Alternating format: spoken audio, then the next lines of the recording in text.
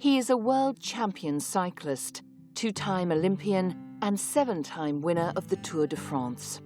Lance Armstrong's achievements are remarkable in themselves, but even more inspiring considering he is a cancer survivor, having once been told he had little chance of beating the disease.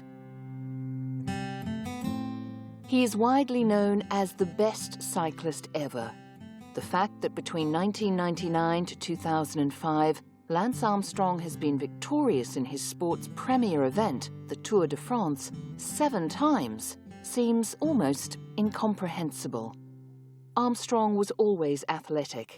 As a child, he would ride his bicycle kilometers to take part in swimming competitions, then moving on to junior triathlons. His competitive nature and incredible fitness quickly rewarded him with a cupboard full of trophies. Armstrong and his mother soon realized that he could make a serious career out of the sport he loved.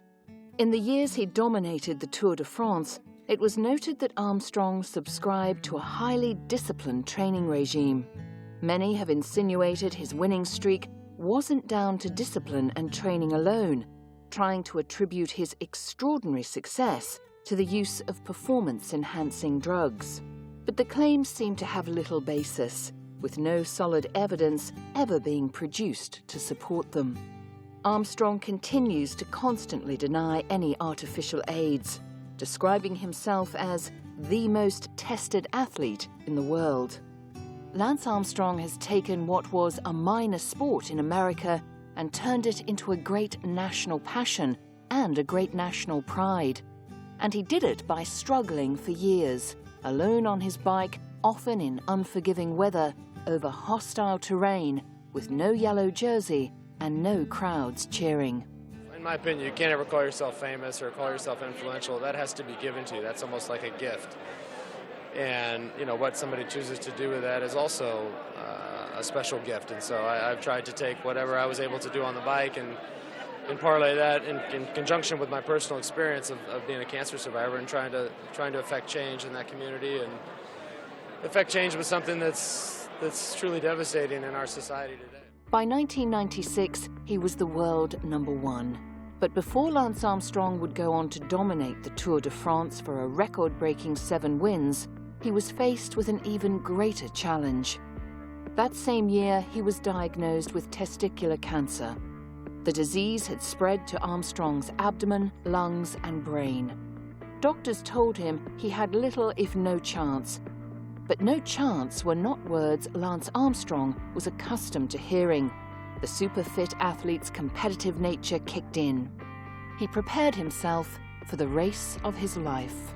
After extensive chemotherapy, Armstrong defied the odds and recovered, returning to cycling action in 1998. For me, the fight against disease and illness is an ongoing fight. For me, it's my new Tour de France. It's the one way that I can fulfill the competitive side of my life. Although it's not for a jersey and it's not for a trophy, it's for something much greater than that, and that's the well-being and the health of not just Americans, but people all over the world. Incredibly, Lance Armstrong now calls the moment he was diagnosed with cancer the best thing that ever happened to me.